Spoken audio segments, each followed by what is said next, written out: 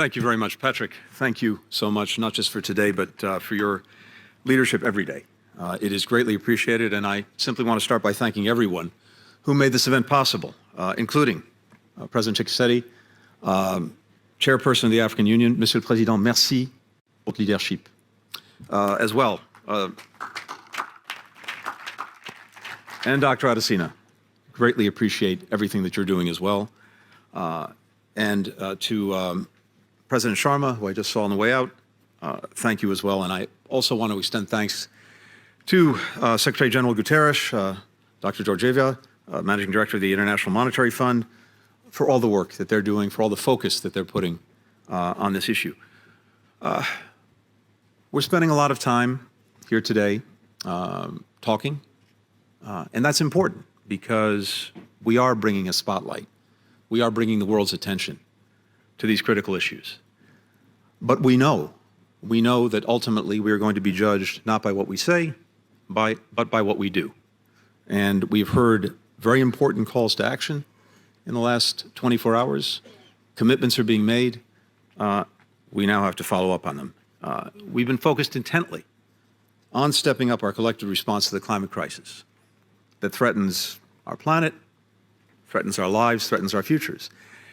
And as we're hearing today, one important way to do that is by working with countries that are particularly vulnerable to the impacts of climate change. By helping those countries, by working together, by helping them adapt, we can mitigate some of the worst effects of the crisis and prevent future humanitarian emergencies.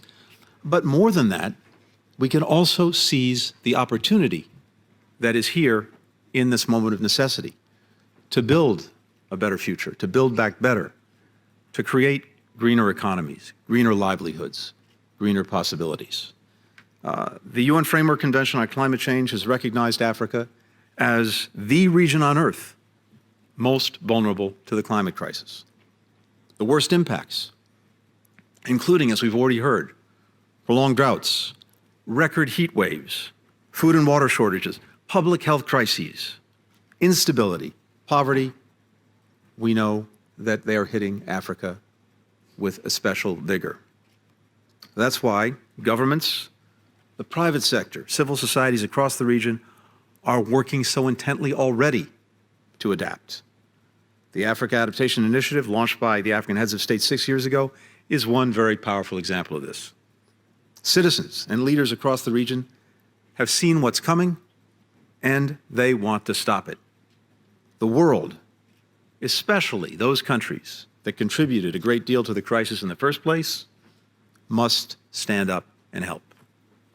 The United States is committed to working in partnership with countries in the region to make real strides on this critical piece of the global response to the climate crisis. Just yesterday, President Biden launched the President's Emergency Plan for Adaptation and Resilience, also known as PREPARE.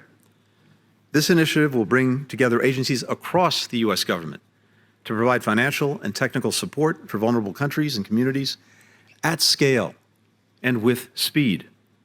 The President will work with our Congress to dedicate $3 billion annually in adaptation finance by the year 2024. This is the largest commitment ever made by the United States to reduce the impact of climate change on those most endangered by it around the world. There are three other core elements to this initiative that I just wanted to highlight briefly. First, we intend to focus on knowledge, deepening understanding of climate risks, vulnerabilities, adaptation techniques, and supporting early warning systems and other informational tools that can save lives in climate emergencies. Second, we'll focus on plans and programs that support climate adaptation. And third, and as we've already heard very critically, we will focus on resources, mobilizing finance and private capital in service of adaptation projects. These three components of the PREPARE initiative are, I think, very well aligned with the pillars of the Africa Adaptation Initiative, which is why, as part of the rollout that we're doing, we'll be providing support to the African Adaptation Initiative directly. This will ensure effective implementation of the Accelerator program. We'll continue our work with the AU Commission and other African partners to shape and implement climate-smart policies across the continent. For example, on agricultural best practices, we were very proud to participate in the National Adaptation Planning Global Network to help countries in Africa develop practical, whole-of-government adaptation plans, and our work will continue with partners across the region to promote clean energy, prevent deforestation, and improve climate awareness. There's a very good reason that COP27 will be held in Africa, because this region is where a great deal of the world's attention needs to be, should be, as we work as fast as we can to prevent and mitigate the worst effects of the climate crisis, but also to seize the opportunities that are before us. This is a priority for the United States, and I'm grateful to everyone here for your commitment and especially for your partnership. Thank you very much. Thank you.